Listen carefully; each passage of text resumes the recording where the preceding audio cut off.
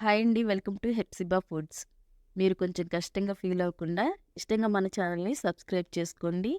నాకు తెలిసిన టేస్టీ వంటకాలు మీకు చేసి చూపిస్తాను. మన ఛానల్‌ని ఫాలో అవ్వండి. మీ వంతుగా లైక్ చేయటం అస్సలు మర్చిపోకండి. ముందుగా స్టవ్ వెలిగించుకొని ఒక ప్యాన్ పెట్టుకొని ఒక 2 స్పూన్ల ఆయిల్ వేసుకోండి.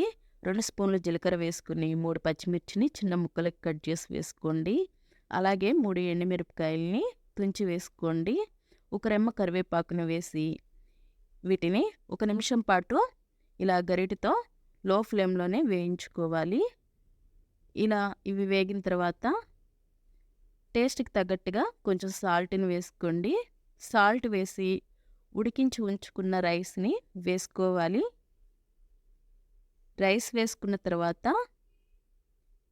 మంటని మీడియం ఫ్లేమ్‌లోనే ఉంచి గరిటెతో బాగా కలుపుకోవాలి. ఈ జీలకర్ర ఫ్లేవర్ అంతా రైస్‌కి బాగా పట్టేలాగా చల్లారిన రైస్‌ని వేసాం కాబట్టి రైస్ కూడా బాగా వేడయ్యి ఈ జీలకర్ర ఫ్లేవర్ అంతా బాగా పడుతుంది.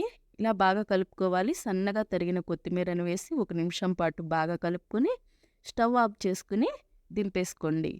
అంతేనండి, టేస్టీగా ఉండే జీరా రైస్ రెడీ. తేలిగ్గా జీర్ణం అయిపోతుంది. తప్పకుండా మీరు ట్రై చేయండి. మన ఛానల్‌ని సబ్స్క్రైబ్ చేసుకోండి.